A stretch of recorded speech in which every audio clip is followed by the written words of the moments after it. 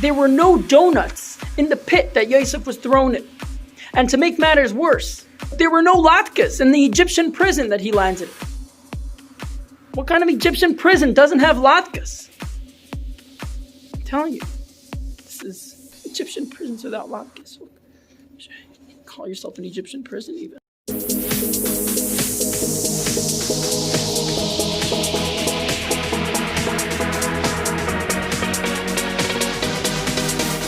Hey!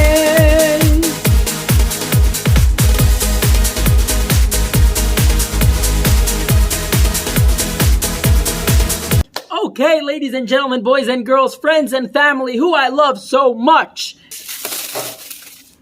Yeah, why not? Okay, by the way, this intro music that is playing right now and is probably about to stop right now is not just, well, isn't intro music for a video. It is the beginning of a fabulous 16-minute and 55 seconds long music track, which is very humbly entitled Ultimate Chanukah Dance, which as you see is very humble because we didn't call it the Ultimate Chanukah Dance because we're just so humble. Actually, that was probably an oversight. Okay, just kidding, of course, but I'm not kidding about this track. I collaborated with two extremely talented individuals and robbed a bank. I made a music track for Hanukkah, and we are super proud of it. And I'm going to stop talking about it now because this is the Late Parsha Show, not promote Ellie time. After dealing with and fighting different forms and representations of evil, Yaakov, our forefather, feels that the time has come for him to settle down in prosperity and serenity with his family, peacefully continue the mission of the Jewish people. And he asks God if he can do that. But the events that were about to transpire really seriously showed him that God had a very different plan that was far more dramatic and far less serene. Literally moving just a couple inches to change the scenery. It's beautiful scenery, isn't it? Yosef, or Joseph, is thrown into a pit by his own brothers, sold by his own brothers, and ends up being sold 3 times and lands in Egypt as a slave, while his father Yaakov thinks that he has been devoured by a wild animal and he is gone. And Yaakov lives in inconsolable grief for like the next 22 years. But before we talk more about that, it's Chanukah! Oh Chanukah, come light the menorah. Let's have a party, we'll all dance the hora. Gather around the table, we'll give you a treat. Dreidels to play with and latkes to eat.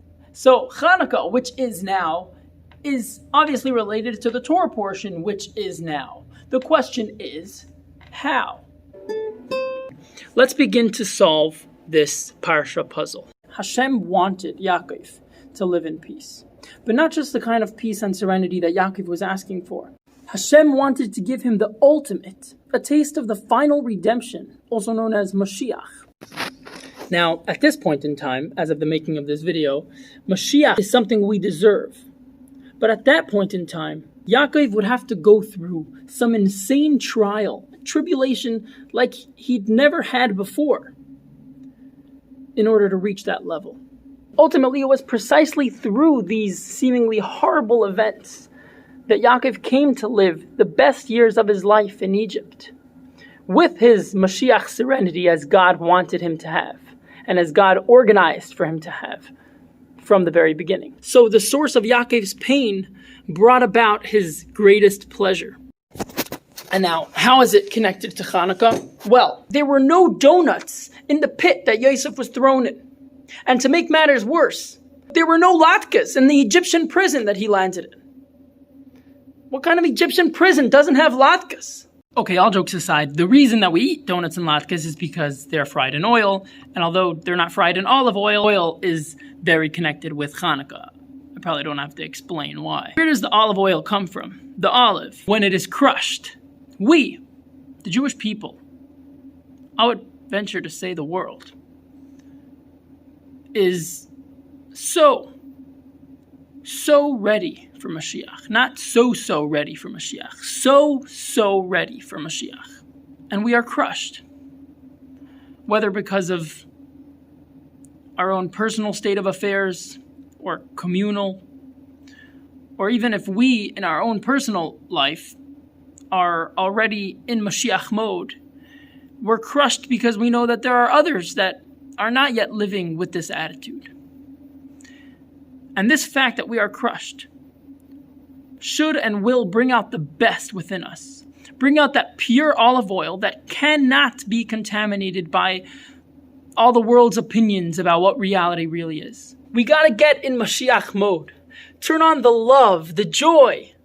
Increase Torah study and practice. And this will in turn leak beyond our own personal affairs. And like the oil that fueled the flames miraculously for 8 days, we'll be able to do so much more for others. Our reach will go so much further than what naturally makes sense.